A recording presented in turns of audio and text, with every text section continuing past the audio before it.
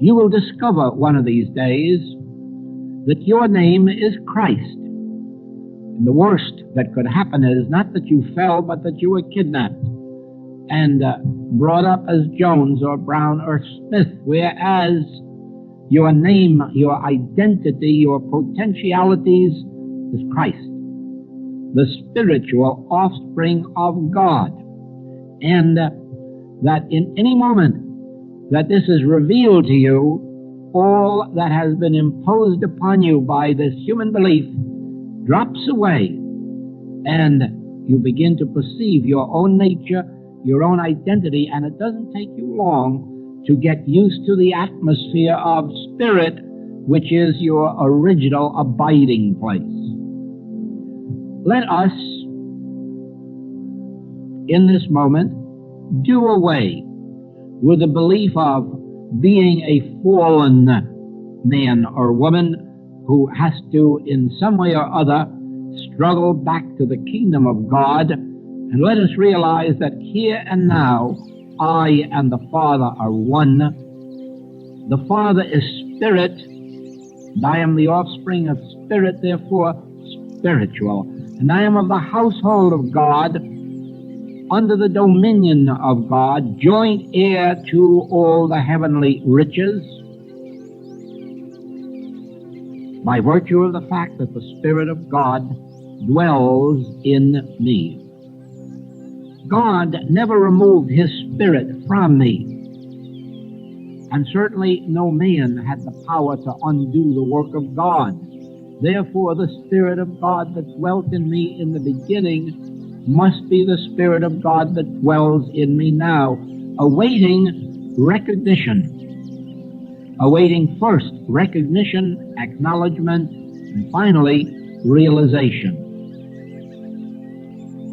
It is true that at first something must sing within us that says this must be true, or else we must acknowledge that God is not omnipotent, that God permitted His Son to fall, that God made possible the failure of man to live and move and have his being in God, or that God instigated the fall.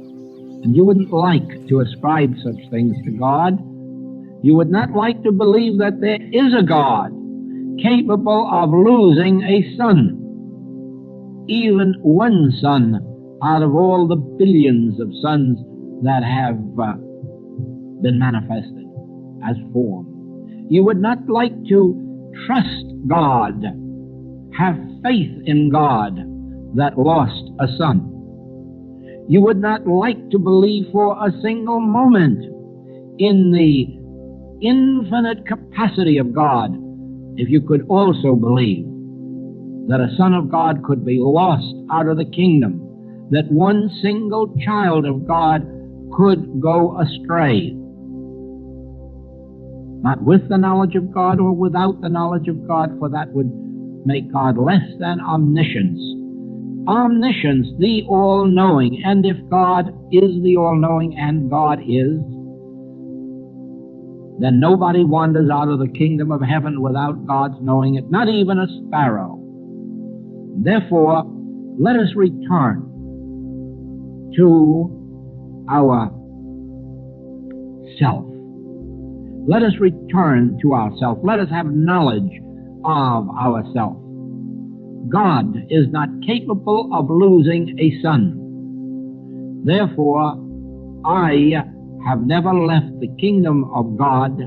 I have never left the jurisdiction, the government of God. I have never come under any law but the law of God, and have never lived any life but the life of God. God, life is the life of all being, and there never has been another. I and my Father are one is an indestructible relationship.